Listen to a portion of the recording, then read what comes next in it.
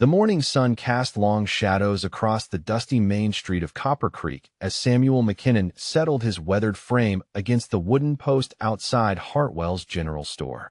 His fingers, gnarled from decades of working creek beds and mountain claims, carefully counted the meager collection of coins in his palm. 3 pennies, a nickel, and 1 silver dollar. 40 years of prospecting in these mountains, and this was what remained of his fortune.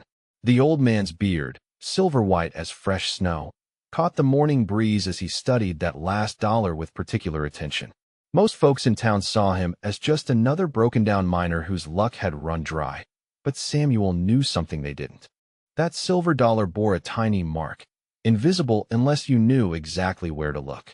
A small scratch near Lady Liberty's chin, placed there deliberately 3 weeks ago when he'd visited Sheriff Morrison's office.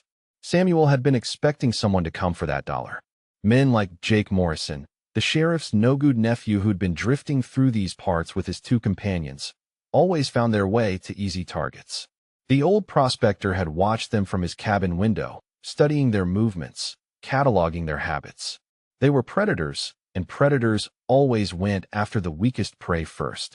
The sound of boot heels on wooden planks announced their arrival before Samuel looked up.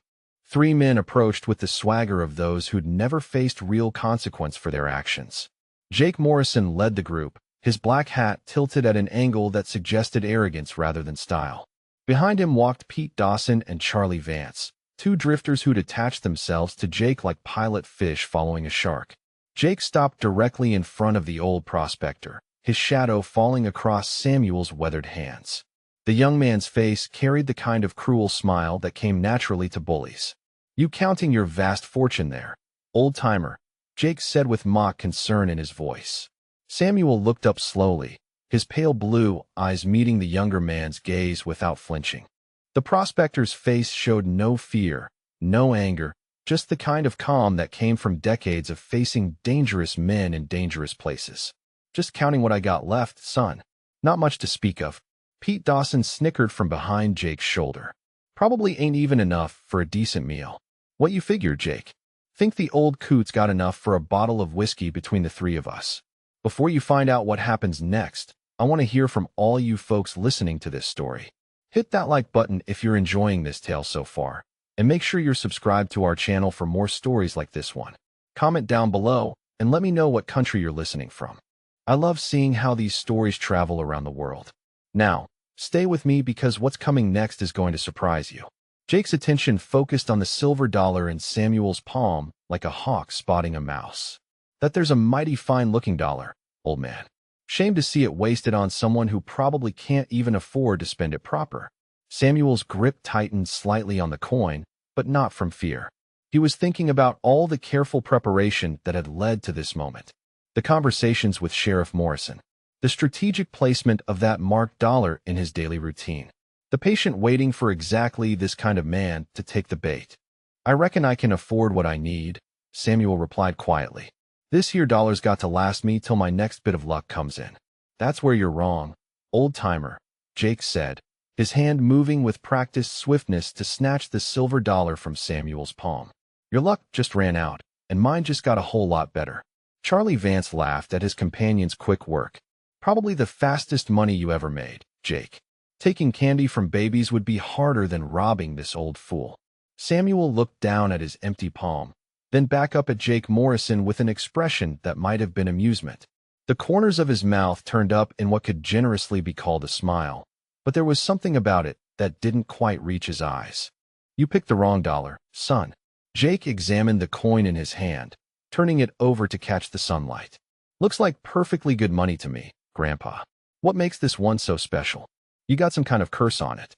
The old prospector pushed himself slowly to his feet, his movements deliberate and controlled despite his apparent age and frailty. His back straightened more than most people had seen in years, and for just a moment, there was something different about his bearing. Something that spoke of a man who'd spent his life doing more than just digging in creek beds. "Oh, it ain't cursed," Samuel said, his voice carrying a note of certainty that hadn't been there before. "But it is marked. Special mark that certain folks in this town know how to recognize. Folks who wear badges and keep track of where marked money ends up." Pete shifted uncomfortably, But Jake just laughed louder. You trying to tell us this here dollar is some kind of trap, old man? What are you, some kind of retired lawman playing games? Samuel's smile grew wider, but it never warmed. Let's just say I've had dealings with the law before. Good dealings. The kind that leave a man with certain resources and certain knowledge about how to catch certain types of thieves. Jake pocketed the dollar with exaggerated ceremony. Well then, I guess we'll just have to see what happens when we spend your precious marked money. Boys, I think our luck just changed for the better. This old fool just bought us drinks for the week. The three men turned to walk away, their laughter echoing off the storefronts as they headed toward the Silver Dollar Saloon at the far end of town. Samuel watched them go, his hand moving unconsciously to touch something hidden beneath his worn vest. The weight of the Colt Peacemaker hanging there was familiar and comforting, like an old friend he hadn't spoken to in years. As the drifters disappeared through the saloon's swinging doors, Samuel McKinnon began walking in the opposite direction, toward the sheriff's office at the other end of town. His gait was steadier now, more purposeful, and anyone watching closely might have noticed that his apparent frailty seemed to be evaporating with each step. The old prospector had been many things in his 73 years, but lucky had never been one of them. What he had been was careful, methodical, and very, very patient.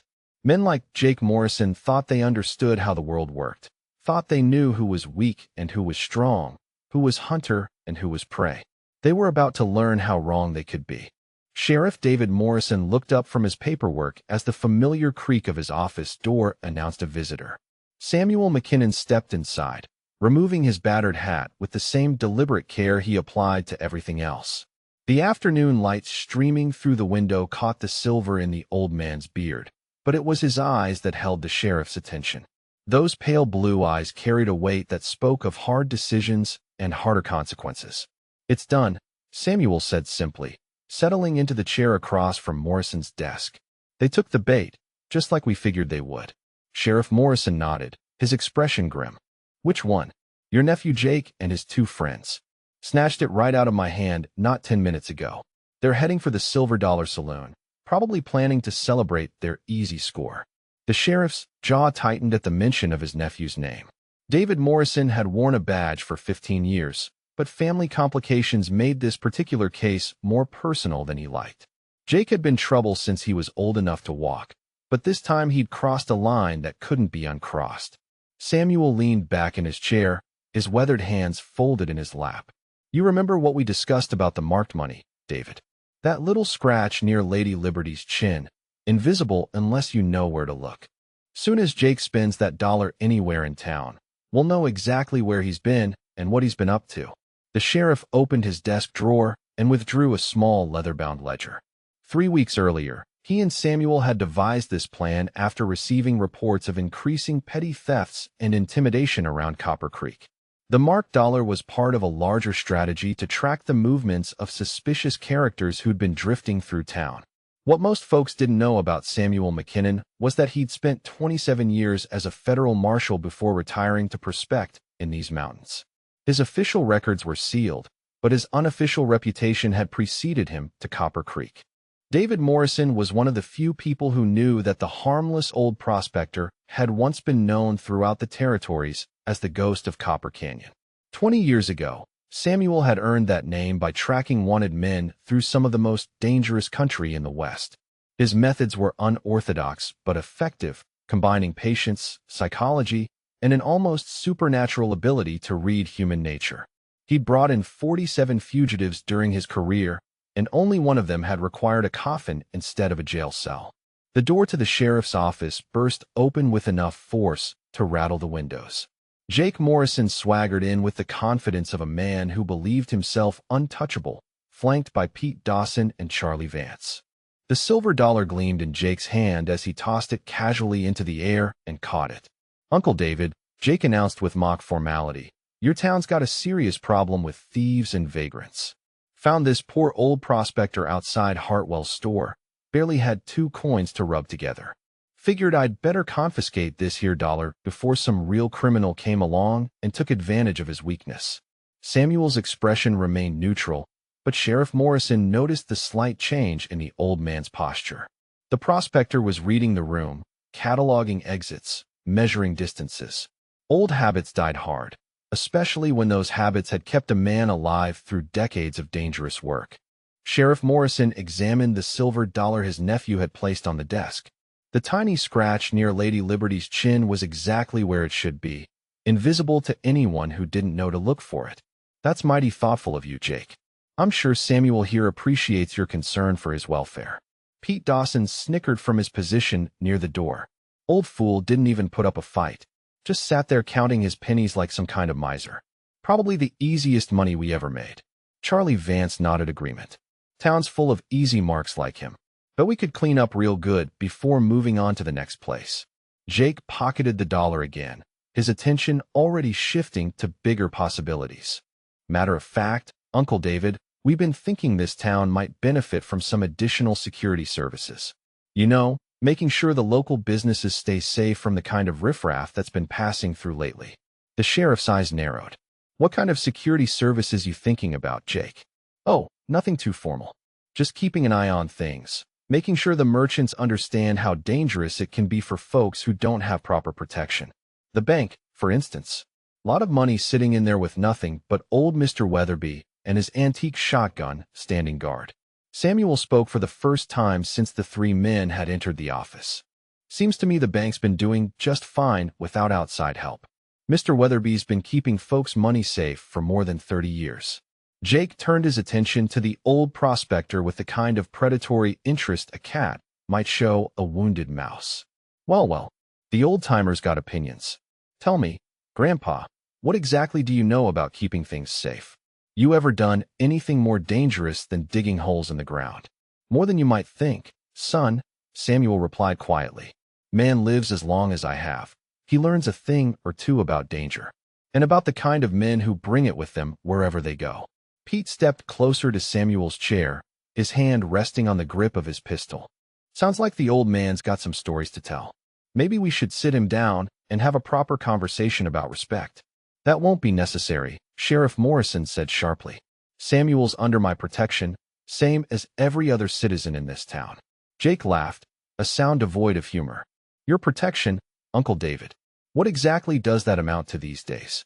You and that deputy of yours couldn't handle 3 determined men if your lives depended on it. Samuel stood slowly from his chair, his movements careful and controlled. His pale eyes swept across the 3 visitors with the kind of systematic assessment that most people reserve for livestock auctions. When he spoke, his voice carried a note of certainty that hadn't been there before. Funny thing about determined men, Samuel said. In my experience, determination and stupidity often look exactly the same from the outside. The difference usually becomes clear when the shooting starts. The silence that followed those words stretched longer than anyone expected. Jake Morrison had heard empty threats from old men before, but something about Samuel's tone suggested this wasn't bluster. There was a professional quality to the way the prospector held himself, a readiness that spoke of muscle memory developed through years of practice. Charlie Vance shifted nervously near the doorway. Maybe we should head back to the saloon, Jake. Let the sheriff and his friend here talk about old times in private. Jake's pride wouldn't let him back down from an old man's challenge, but his survival instincts were beginning to whisper warnings. We'll be seeing you around town, Uncle David. And you too, Grandpa. This conversation ain't finished. The 3 men filed out of the sheriff's office with less swagger than they'd shown coming in. Samuel waited until their footsteps faded before turning back to Sheriff Morrison. His transformation was subtle but unmistakable. The frail old prospector had been replaced by something harder, more dangerous. They'll be back, Samuel said matter-of-factly. Men like that always push until something pushes back harder. Question is, how far are you willing to let them go before we stop them permanent? Sheriff Morrison locked the marked dollar in his desk drawer and checked the loads in his service revolver. Far enough to make it stick in court, but not so far that innocent folks get hurt. Think you're up for one more job, Samuel. The old man's smile was cold as winter mountain air. Federal marshals don't retire, David. We just go inactive until someone needs killing. Deputy Tommy Brennan burst through the sheriff's office door like a man running from demons. His young face was flushed with excitement and something that might have been fear. The 22-year-old lawman had been wearing a badge for less than 6 months, but he'd spent years listening to stories told around campfires and in saloons throughout the territory. Sheriff Morrison, Tommy gasped, catching his breath. You need to know something about that marked dollar. Jake Morrison just spent it at the Silver Dollar Saloon, bought drinks for his whole crew. But that ain't the important part. Samuel looked up from cleaning his fingernails with a small pocket knife. The blade caught the lamplight as he worked with the same methodical precision he applied to everything else. What's got you so worked up, son? Tommy's eyes fixed on Samuel with the kind of intensity usually reserved for religious revelations. It's you, ain't it? You're him. The ghost of Copper Canyon. The silence that followed stretched long enough for dust motes to dance in the afternoon sunlight, streaming through the office window. Samuel continued working with his knife, but Sheriff Morrison noticed the slight change in the old man's breathing. The careful stillness of a predator deciding whether to run or fight. That's a name I ain't heard in a long time, Samuel said finally. What makes you think some old prospector would have anything to do with ghost stories? Tommy pulled a worn piece of paper from his vest pocket, unfolding it with trembling fingers. It was a wanted poster, old and faded, but still legible. The face in the sketch was younger, harder, but unmistakably the same man sitting in the sheriff's office. Samuel McKinnon, Tommy read aloud. Federal Marshal. 47 fugitives brought to justice. Known throughout Colorado territory as the Ghost of Copper Canyon for his ability to track men through impossible country. Retired 1879 after the incident at Devil's Bridge. Samuel folded his pocket knife and slipped it back into his vest. His movements were economical, practiced, like a man who'd spent decades making every gesture count. Where'd you come by that poster, son? My grandfather was a deputy in Denver back in the 70s. He kept a collection of wanted posters and newspaper clippings about famous lawmen. Used to tell me stories about the ghost of Copper Canyon, how you could track a man across solid rock, how you never needed more than one shot to settle a disagreement. Sheriff Morrison leaned forward in his chair. Tommy, how many people in town know about this? Just me, far as I know. But word's starting to spread about what happened with Jake and his boys. Folks are talking about how calm Samuel was, how he didn't seem surprised or scared when they robbed him. Some of the older residents are starting to remember stories they heard years back. Samuel stood slowly, his transformation subtle but unmistakable. The stooped shoulders straightened. The shuffling gait became purposeful.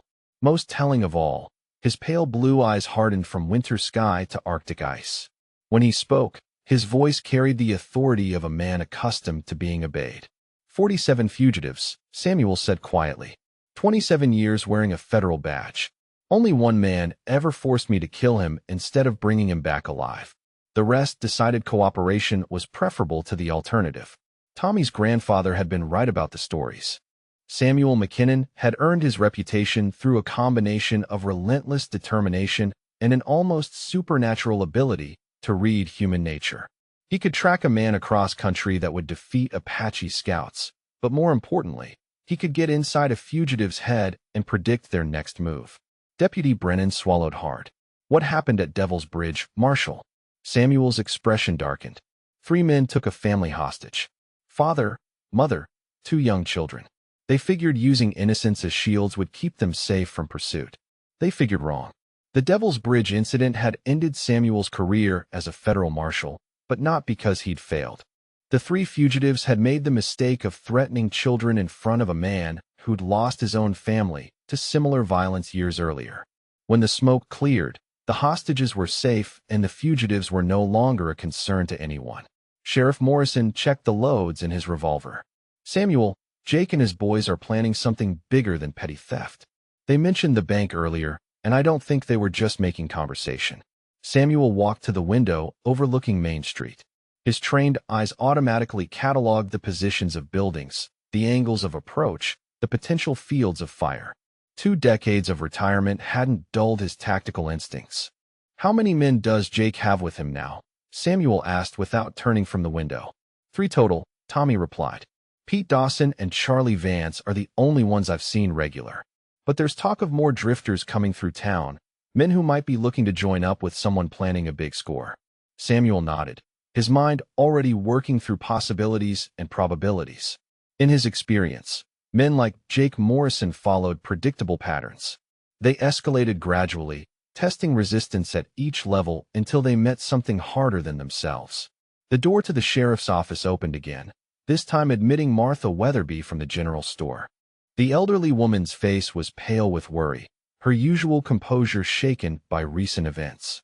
"Sheriff Morrison," Martha said breathlessly, "those 3 men who robbed Samuel are back at my store.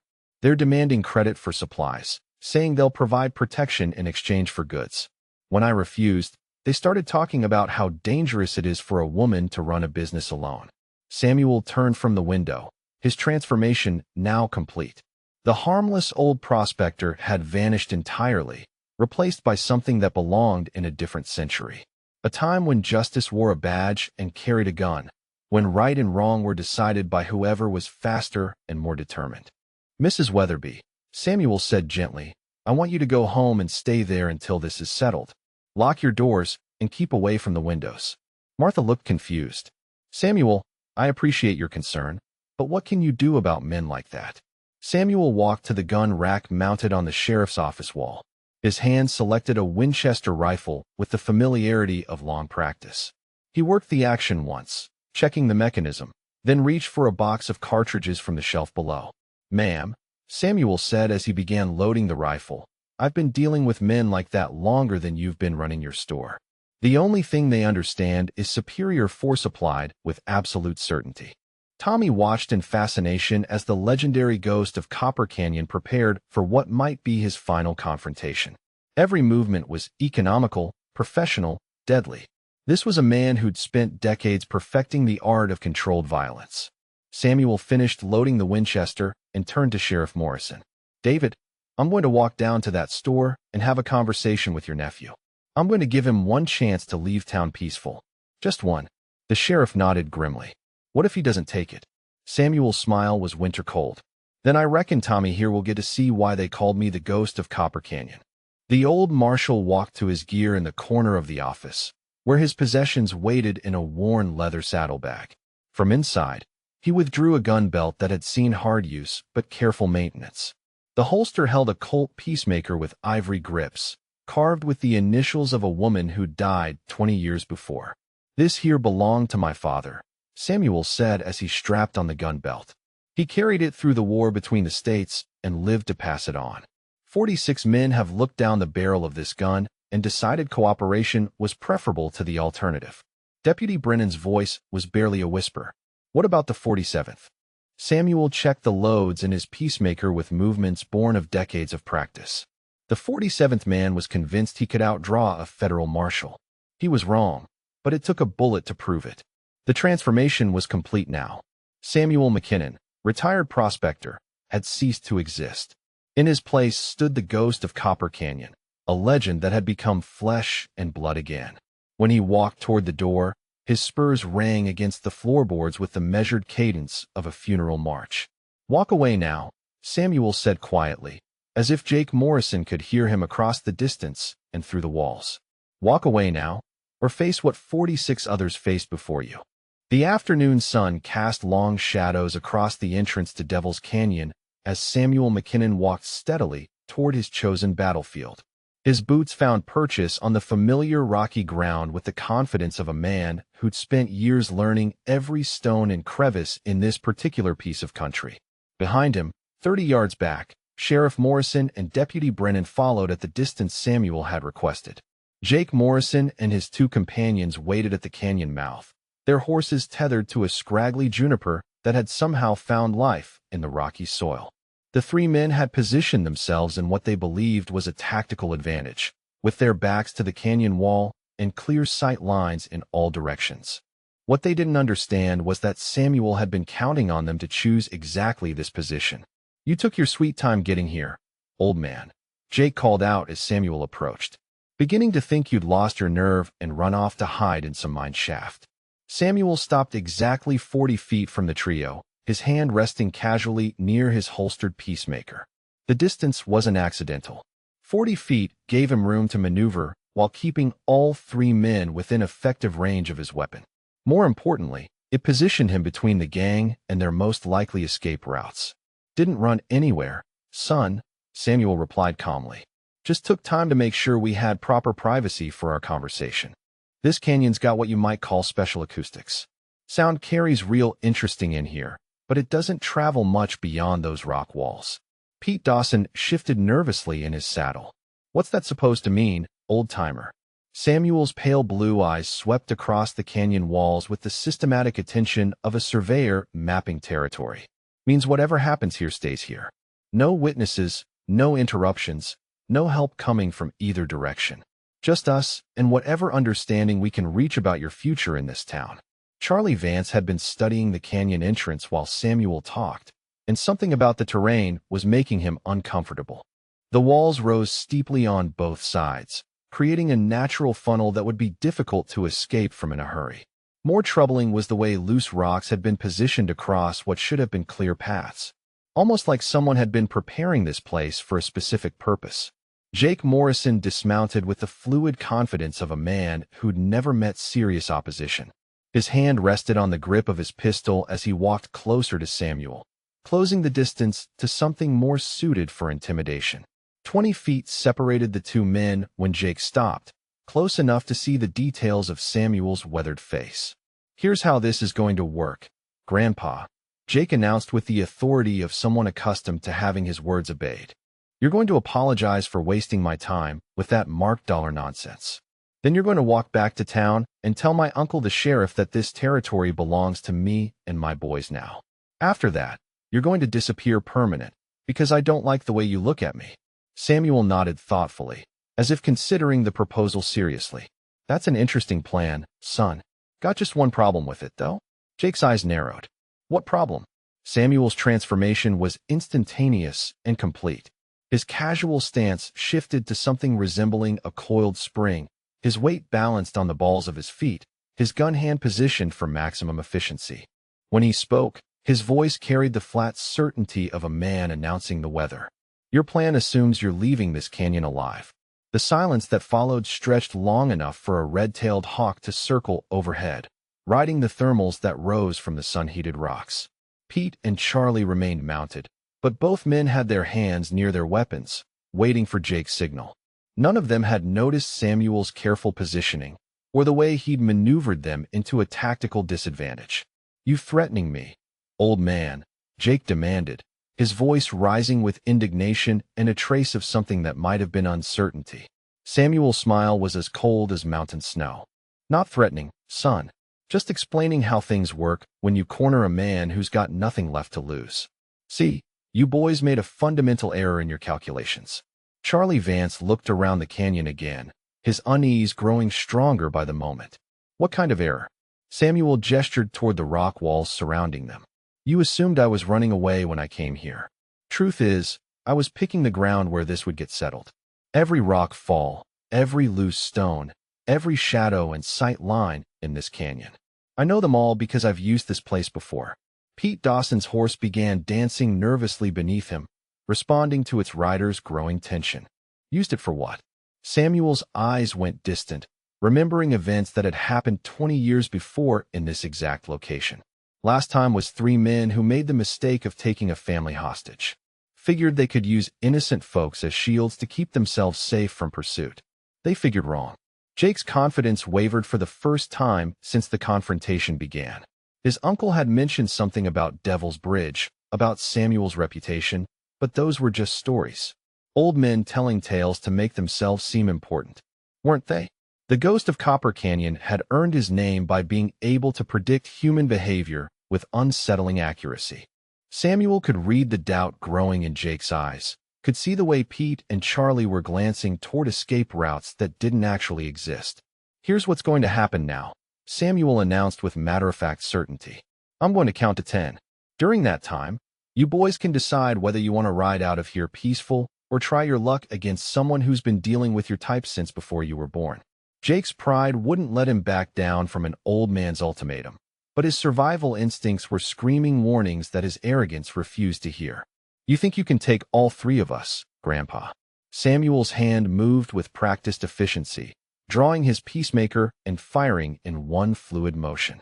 The bullet struck a carefully selected loose rock 15 feet above Charlie's head, triggering a small avalanche that blocked the eastern escape route from the canyon. The sound echoed off the walls like thunder, and Charlie's horse reared in panic. "One," Samuel said calmly, his gun already trained on Pete Dawson. Pete tried to wheel his horse toward the western exit from the canyon, but Samuel's second shot triggered another rockfall that sealed that route as well. The sound of falling stone mixed with the panicked whinnying of the horses created a chaos that made clear thought almost impossible. "Two," Samuel continued, his voice cutting through the noise with supernatural calm. Charlie Vance had seen enough. He threw his gun on the ground and raised his hands high above his head. "I ain't part of this anymore, Marshal. This was Jake's idea from the beginning. I just needed work and a place to sleep." Samuel nodded approvingly. "Smart man. Climb down off that horse and walk to the back of the canyon. Keep your hands where I can see them and don't look back." Pete Dawson looked around desperately for an escape route that no longer existed. The rock falls had effectively sealed both ends of the canyon, turning the space into a natural prison. Worse, he was beginning to understand that those rock falls hadn't been accidents. Someone had prepared this place in advance, positioning loose stones where they could be triggered by precisely placed shots. "Jesus Christ," Pete whispered. "You planned this whole thing." Samuel kept his gun trained on Pete while tracking Jake's movements with his peripheral vision. 27 years wearing a federal badge teaches a man to think ahead, son. Criminals are predictable creatures.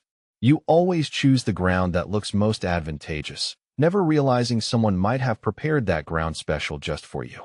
Jake Morrison was experiencing the first real fear of his adult life. The casual confidence that had carried him through years of intimidating weaker opponents was crumbling in the face of genuine professional competence. This wasn't some frightened storekeeper or elderly prospector. This was something else entirely. Pete Dawson threw his weapon down and raised his hands. "I surrender, Marshal. Same as Charlie. This ain't worth dying for." Samuel gestured toward the back of the canyon with his gun barrel. "Join your friend. Keep your hands high and don't make any sudden movements."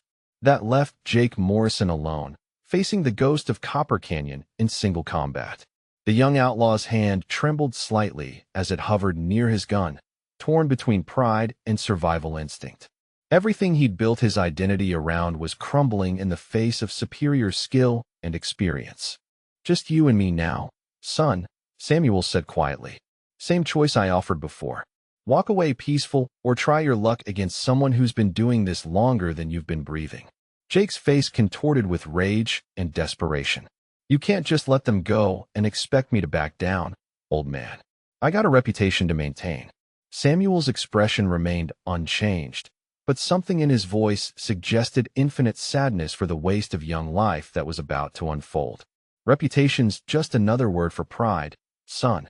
And pride's killed more young men than all the bullets ever fired in anger." The standoff stretched between them like a taut wire, each man waiting for the other to make the decisive move.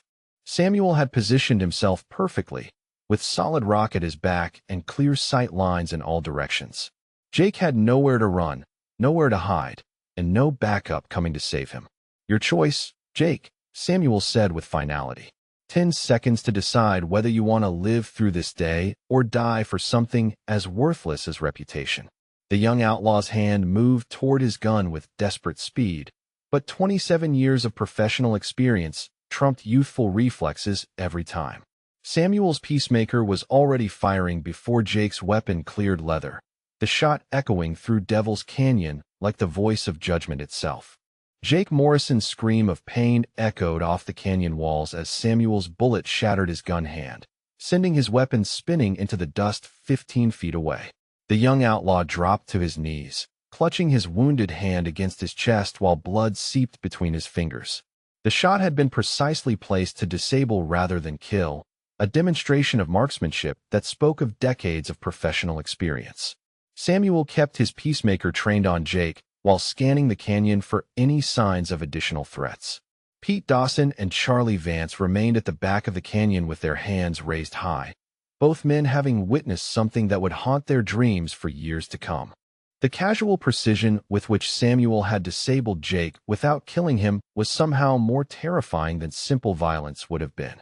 "You shot me," Jake gasped through gritted teeth. "You shot my gun hand." Samuel walked closer to the wounded outlaw, his movements controlled and deliberate. His pale blue eyes showed no satisfaction, no anger, just the cold professionalism of a man doing necessary work. Could have shot you center mass, son. Chose not to. Question is whether you're smart enough to appreciate the difference.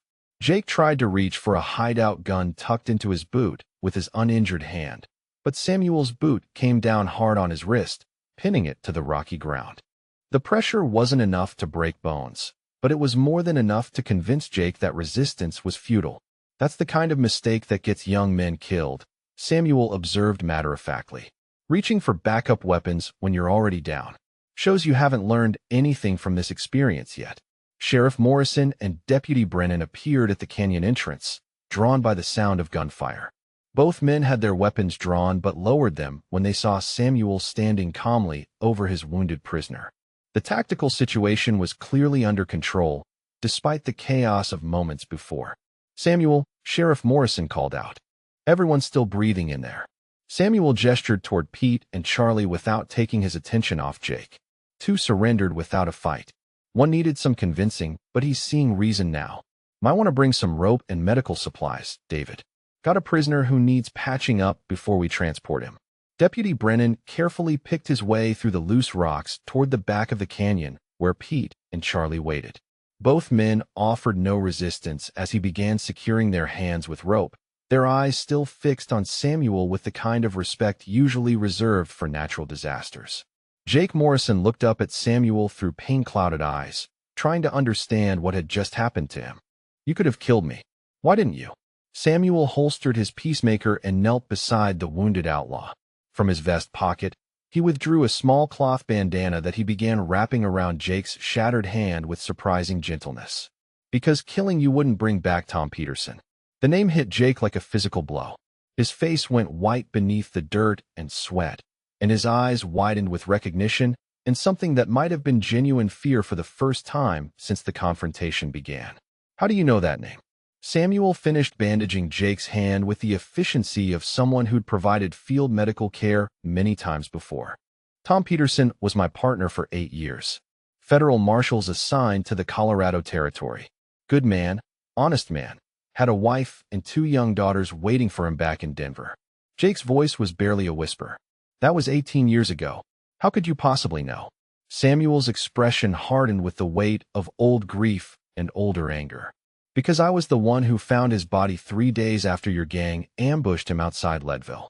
Shot in the back while he was watering his horse at a creek. Never had a chance to defend himself." The revelation hit Sheriff Morrison like cold water. He'd known about Samuel's past as a federal marshal, but not about the personal tragedy that had driven him to retirement. Suddenly, the marked dollar scheme and Samuel's patient planning made perfect sense. This had never been about petty theft or protection money. This had been about justice delayed but not forgotten. Jake shook his head desperately. "You got it wrong, old man. I never killed any marshal. Never even been to Leadville." Samuel reached into his vest and withdrew a small, worn photograph. The image showed 2 men in federal badges standing beside their horses, both young and confident in the way of men who believed they could make the world a better place. One of the men was clearly a younger Samuel McKinnon. The other was a stranger to everyone present except Jake Morrison. "Tom Peterson," Samuel said quietly, pointing to his former partner's image. "Recognize him now. About your age when you put a bullet in his back. Same cocky smile, same arrogant way of holding himself. Some faces stick with you, especially when they belong to men who kill good people." Jake's composure crumbled entirely as 18 years of suppressed guilt came flooding back. "I was just a kid then, riding with older men who made the decisions. Tom Peterson was just supposed to be scared off, not killed. Things got out of hand." Samuel's voice remained steady, but Deputy Brennan could see the effort it took for the old marshal to maintain control. "Things got out of hand because you chose to ride with killers. Because you chose to be part of an ambush. Because you chose to run instead of facing consequences for what you'd done." Sheriff Morrison approached carefully, recognizing that he was witnessing something both personal and dangerous. "Samuel, what do you want to do with him?" Samuel stood slowly, his hand resting on the grip of his holstered peacemaker. For 18 years, he'd carried the weight of his partner's murder and the knowledge that the killers had escaped justice. Tom Peterson's wife had died 5 years later, some said of a broken heart. His daughters had grown up without a father, struggling in poverty while their father's killers lived free. Jake Morrison looked up at Samuel with desperate hope. I can make restitution. I got money hidden in various places.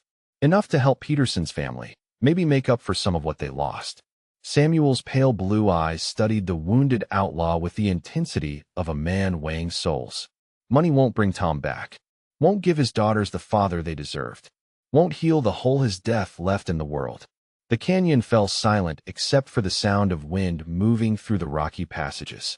Pete and Charlie watched from their position against the back wall, both men understanding that they were witnessing something that would define the rest of their lives. This wasn't just about punishment. This was about the price of choices made and the weight of consequences carried.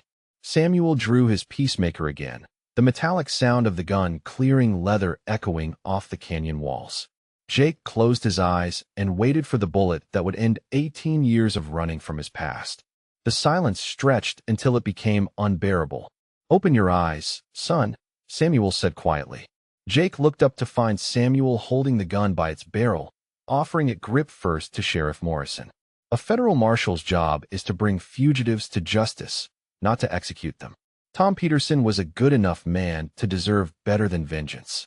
He deserves proper justice. Sheriff Morrison accepted the weapon with understanding and no small amount of relief. He'd been afraid that Samuel's long-suppressed grief might overcome his professional training, but the old marshal had chosen the harder path. Justice instead of revenge. Law instead of personal satisfaction. Jake Morrison struggled to his feet with Samuel's assistance, his wounded hand cradled against his chest. "You're really letting me live." Samuel's expression remained cold as winter stone. "Living and getting away with it are two different things, son. You're going to stand trial for Tom Peterson's murder. You're going to confess to every crime you've committed in the past 18 years. And you're going to spend whatever time you have left making amends to the people you've hurt." Deputy Brennan finished securing Pete and Charlie, then moved to help Sheriff Morrison with Jake. The wounded outlaw offered no resistance as they bound his uninjured hand, the fight having gone out of him completely. The revelation of his connection to Samuel's murdered partner had stripped away his last shreds of defiance. "What about them?" Sheriff Morrison asked, gesturing toward Pete and Charlie. Samuel considered the two men who'd surrendered without a fight. Accessory charges, maybe some jail time, but they had sense enough to quit when they were behind. "That counts for something in my book." Charlie Vance spoke for the first time since surrendering. "Marshal, what you did here today, taking Jake alive when you had every right to kill him. That takes a bigger man than most folks ever become." Samuel picked up Jake's fallen weapon and checked the loads before securing it in his gun belt. "Tom Peterson was the better man between us, son. What I did here was just trying to live up to his example." The procession back to town took the better part of an hour, with Jake riding double with Deputy Brennan, while Samuel and Sheriff Morrison flanked them on either side. Pete and Charlie walked ahead with their hands bound, both men subdued by their brush with legend and grateful to be breathing. Word of the confrontation had spread through Copper Creek with the speed of wildfire, and most of the town's population had gathered on Main Street to witness the return of the ghost of Copper Canyon. Old timers who remembered stories from 20 years past nodded with satisfaction, while younger residents stared in amazement at the man who'd become myth walking among them again. Martha Weatherby stood outside her general store with tears streaming down her weathered cheeks. She'd known Samuel as a quiet, harmless prospector who sometimes helped her move heavy supplies. The revelation of his true identity and the service he'd performed for the community had shaken her understanding of the world.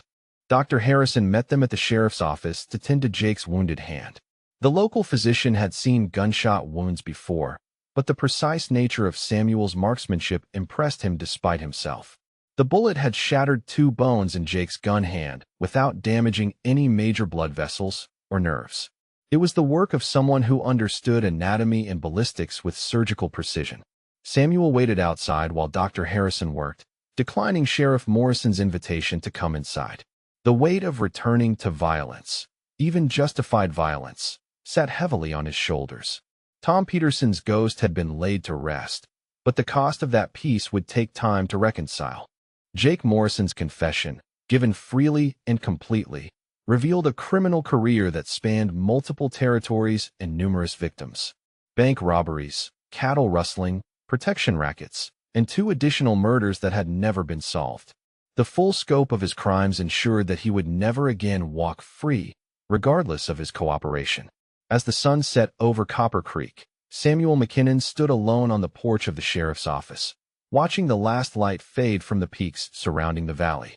For 18 years, he'd carried the weight of his partner's murder and the knowledge that justice had been denied. That burden was finally lifted, but it left behind an emptiness that would take time to fill. Sheriff Morrison joined him on the porch, offering a cup of coffee that Samuel accepted gratefully. "You did the right thing in there, Samuel. Tom Peterson would have been proud of how you handled it." Samuel sipped the hot coffee and considered the events of the day.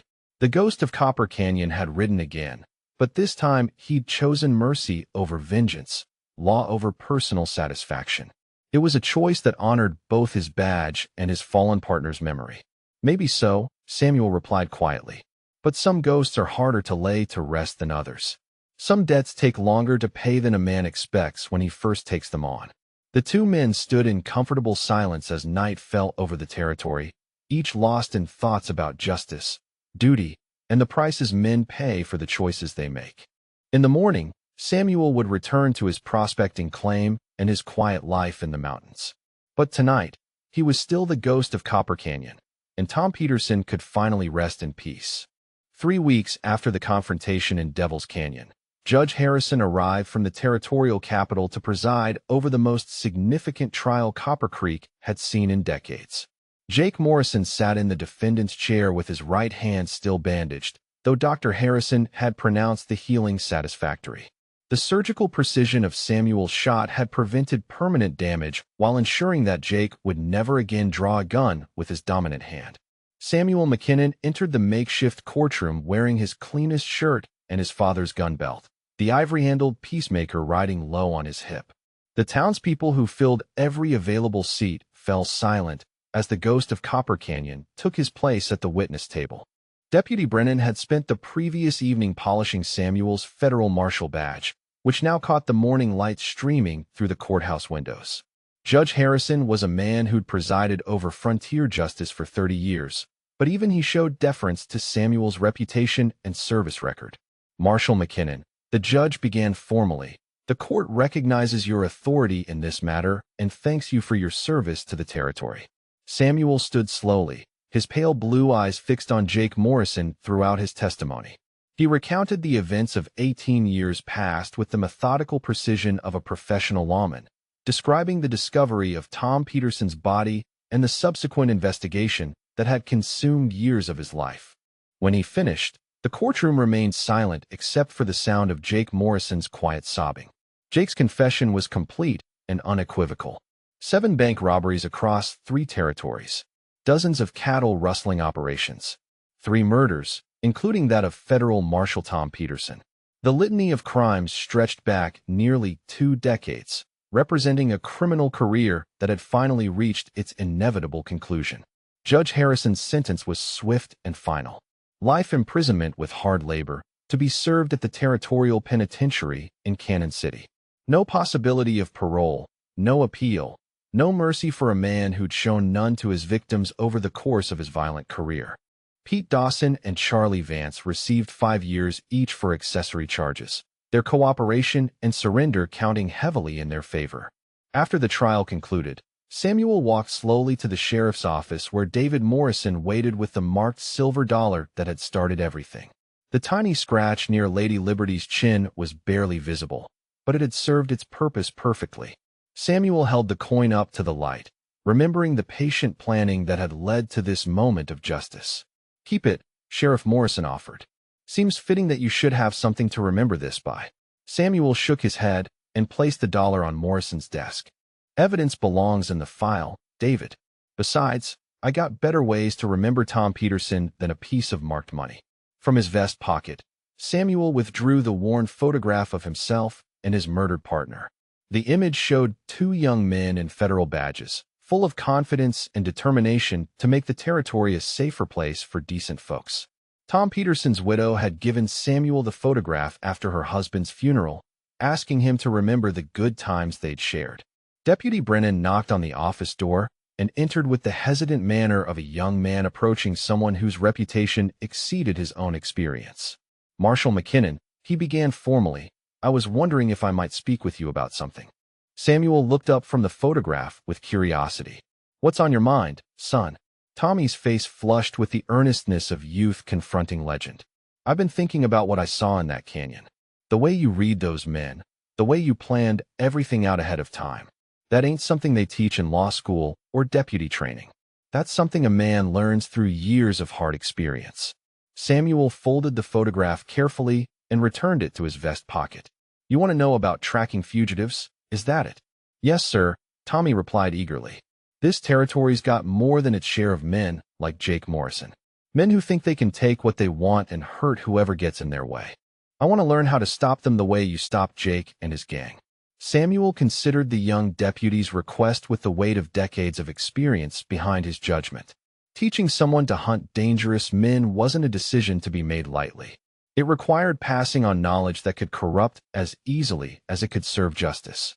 "It's hard work, son," Samuel said finally.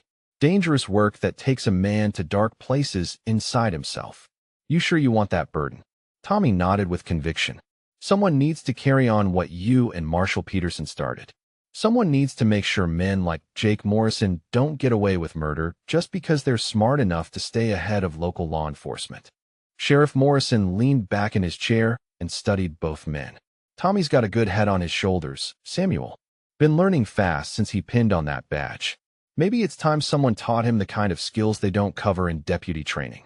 Samuel walked to the window overlooking Main Street, where life in Copper Creek had returned to its normal rhythm. Children played in the dust while their mothers tended to daily business. Merchants conducted their trade without fear of robbery or extortion. The absence of Jake Morrison and his gang had restored peace to the community, but Samuel knew that peace was always temporary in frontier country. "All right, son," Samuel said, turning back to Tommy. "Come up to my claim tomorrow morning at sunrise.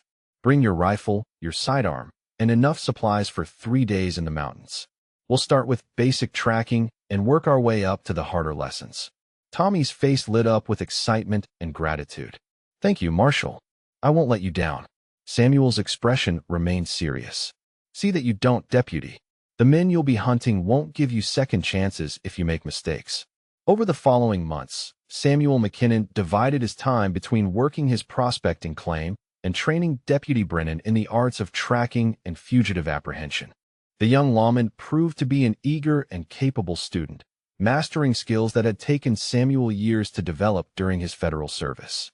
The townspeople of Copper Creek had raised funds for a memorial to Tom Peterson, using money recovered from Jake Morrison's various criminal enterprises. The simple granite stone stood in the town cemetery, bearing Peterson's name, dates of service, and the inscription, "A good man who died defending justice." Samuel visited the grave regularly, finding a measure of peace in the knowledge that his partner's sacrifice had finally been acknowledged and avenged. One evening in late autumn, Samuel sat on the porch of his mountain cabin, cleaning his father's peacemaker by lamplight. The ritual of gun maintenance had become a form of meditation over the years, the familiar motions bringing order to his thoughts and memories. The weapon showed its age but remained in perfect working condition, a testament to careful maintenance and respect for the tools of his trade. The sound of approaching horses broke the evening stillness, and Samuel looked up to see 3 riders making their way up the mountain trail toward his cabin. Even in the gathering darkness, he could read their body language and intentions from a distance. These were men who moved with the predatory confidence of wolves, and they were heading directly toward town. Samuel set down his cleaning materials and strapped on his gun belt with movements born of decades of practice. Some things never changed in frontier country. There would always be men like Jake Morrison, predators who saw other people's weakness as opportunity and other people's peace as something to be shattered for personal gain. The 3 riders passed his cabin without stopping, their attention focused on the lights of Copper Creek in the valley below. Samuel watched them go, then walked to his gear and began assembling the equipment he would need for what was likely to come. Rifle, ammunition, rope, medical supplies, and the silver badge that marked him as a federal marshal with jurisdiction anywhere in the territory. Deputy Brennan would need backup, and the townspeople would need protection from whatever these new arrivals had planned. Samuel McKinnon had thought his days of active law enforcement were finished, but retirement was a luxury that frontier lawmen rarely enjoyed for long. The next morning brought word that the three strangers had taken rooms at the Silver Dollar Saloon and were asking pointed questions about local businesses, particularly the bank and the larger merchant establishments. Their inquiries had the familiar pattern of men planning a major score, and their casual arrogance suggested they hadn't learned about recent events in the territory. Samuel found Deputy Brennan at the sheriff's office, studying wanted posters and preparing for what both men suspected was coming. The young lawman had learned his lessons well over the past months, and his confidence in handling dangerous situations had grown considerably under Samuel's tutelage. "Think they're planning something big, Marshal," Tommy said, looking up from the posters. Samuel nodded grimly. "Men like that don't ride this far into settled country just to admire the scenery. Question is whether they're smart enough to learn from Jake Morrison's example or stupid enough to make the same mistakes."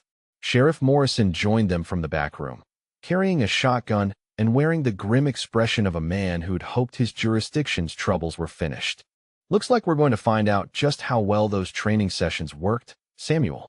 The ghost of Copper Canyon checked the loads in his peacemaker and adjusted his gun belt to its familiar position. "Some ghosts never really rest, David. They just wait in the shadows until someone needs them again." As the three men prepared to face whatever threat these new arrivals represented, Samuel felt the familiar weight of duty settling across his shoulders like an old coat. Tom Peterson's memorial stood as testament to the price of standing against evil, but it also served as a reminder of why such stands were necessary. The cycle of violence and justice would continue as long as there were men willing to prey on the innocent and other men willing to stop them. Samuel McKinnon had spent his life walking that line between peace and violence, and it seemed his work was not yet finished. If you've enjoyed this tale of justice delayed but not denied, please take a moment to like this video and subscribe to our channel for more stories of courage in the face of adversity. We bring you tales of men and women who stood up when others wouldn't, who faced down evil when it would have been easier to look away. Comment below and let us know what country you're listening from. And remember that the price of peace is eternal vigilance. Until next time, may your trails be straight and your cause be just.